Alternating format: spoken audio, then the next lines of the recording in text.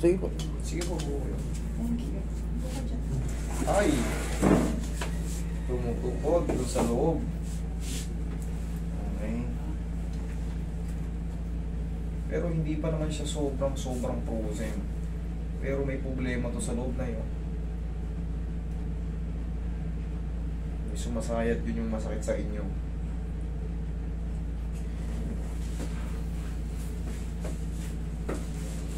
Saka yung tuhod nyo. Malambot ba to? Pag yumuyo ko ako, parang madaming lumalagot ako. Mami, alam nyo, hindi nyo na, baka hindi nyo alam, tumilitad na tayo. Oo naman. Hindi, yun lang yung sign of ano lang yun. Yung mga clicking, basta walang pain. Pero pag may pain yung clicking, hindi po pwede, dapat yun. May clicking lang pero walang pain. Kailangan yung ma-adjust. Sa edad natin ngayon, mami, pangkaraniwan na yung mag-clicking. Lalo sa tuhod. Kasi bibisitahin na. Halos kakambal na natin yun eh. Osteoarthritis. Lalo pag nag-senior ka na. Kakambal na natin yan. Osteoarthritis, rayo-rayuma. Unti lang yung tao nakakatakas dyan kasi unti lang talaga yung nag-exercise sa atin habang umiidad. Bilang lang sa ating mga Pilipino yung nasa yung regular na nag-exercise. Pag tayo ng 30 na, sapian na tayo ng katamaran. Kain na lang tayo, kain, TV, upo, higa, tulog. Kain ulit, pagising. Konting chismis, tulog ulit.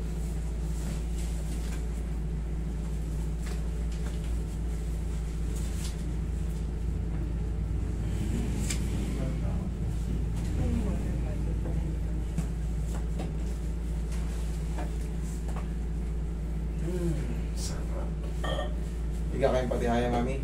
Check natin yung tuhod nyo.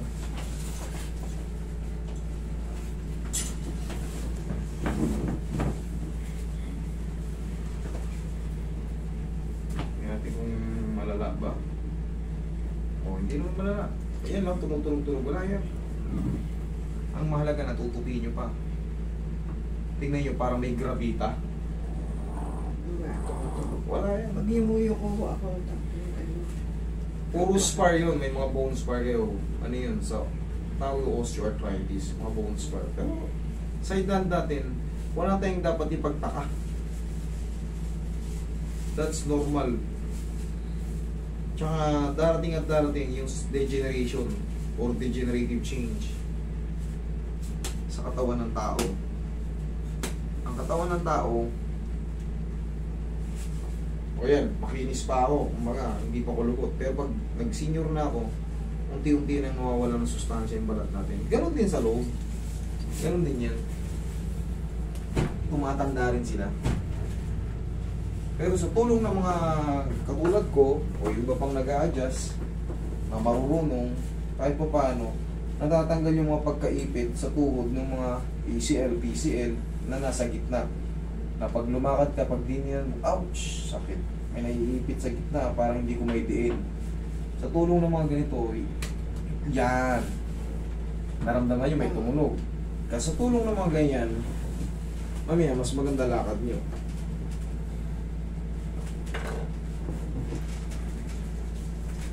Pero hindi advisable pag magpapahilot kayo ng tuhod, naka-leggings kayo. Buti ito, medyo maluwag pa. Maiipit. Kailangan malong, kaya kung may short kayo tapos cycling panloob pag babae para sa mga stretching, hindi kayo alaalanganin pag hinahat yung ano nyo. Kasi dito, ayan o, ito ipit na ipit. Pag hindi marunong yung naghihilot dito, maaari kayo maputukan ng mga blood vessel dyan, yung mga maninipis na ugat. Kaya kailangan hindi matagal yung pagkaipit.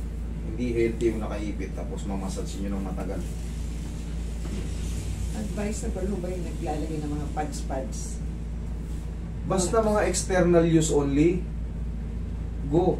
Pero yung lalabas ako, pupunta ako ng Calamare. Mukhang maglalakad ako, unahan ko na bago sumakit. Yan ang mga paggang mindset natin, take ng mga pain reliever. Pero yung mga external haplos, mga fads, wala yan, safe yan. Kumbaga, lalo pag ginamitan nyo ng pau, yung mga nirarayo-rayuma, pag kaya pa ng external, manatili tayo sa external kasi ang laking bagay yan. Walang sasalain yung mga kidney natin dyan, mga liver. Sa labas lang, ganyan lang. Kinaya di goods, mas maganda. Kasi may mga side effect yung mga tinitake natin, mga synthetic na gamot. May mga side effect yan, maaaring sikmurahin kayo, maaaring nahihilo kayo, para kayong groggy, sumakit ulo nyo, o para kayong lungangi, medyo parang na-hyper sa sobrang take ng gamot. Tatagalan, dialysis.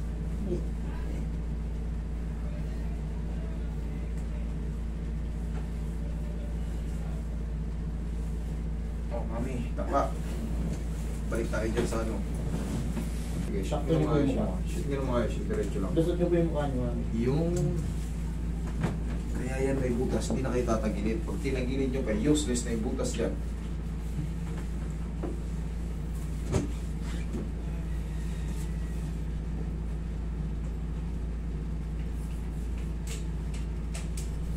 Relax lang. Tumutan nyo lang. Huwag yung labanan, mami. Okay. Meron tayong ginagawang ano. Yan, nakutan nyo lang. Yan. Kailangan nyo. Hindi nyo...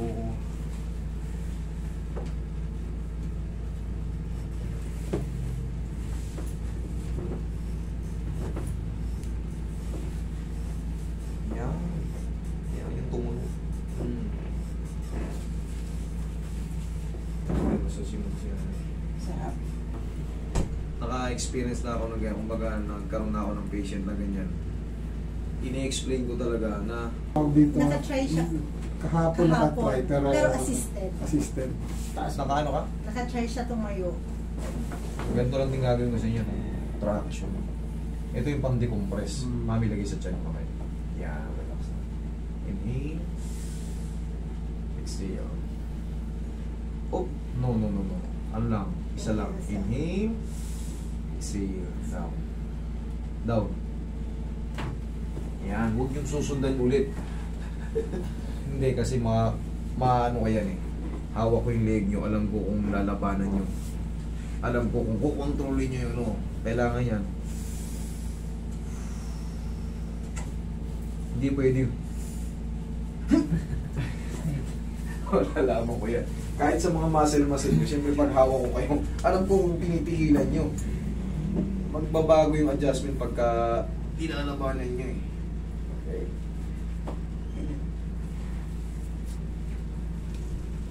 Ay, kunti na lang. Ano no? Meron dito.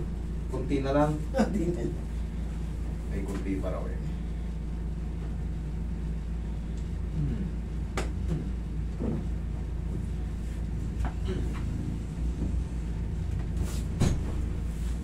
Nagbuta mo lang. Inaanog lang yan. Oh. Ha?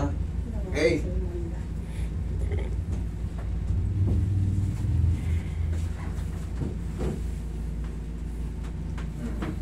Ayos. Ayos. Okay po kayo, mami. Transverse myelitis. Di ba nung nag-book kayo, pinaliwanag na yan na ano? Pinaliwanag na ata namin sa inyo. Hindi po. Kasi dapat tatawagan namin kayo. Pinapatawagan ako sa'yo. Kaya lang po, hindi kami... Doon sa MRI, nagkaroon sila ng MRI with contrast. Ang nakita nila doon sa MRI, nakita na hindi kailangan operahin. Ano lang, steroids lang ako. Steroids ka. Mananaba ka ngayon sa steroids. Ngayon, nagtitaper taper off na na. siya. Every other day na. Tsaka 5 mg na lang. Oo. Nag-start siya ng 20. Yung first 2 weeks, Kaya, mami? 20 mg ako. Yeah. Okay? Konti. Pero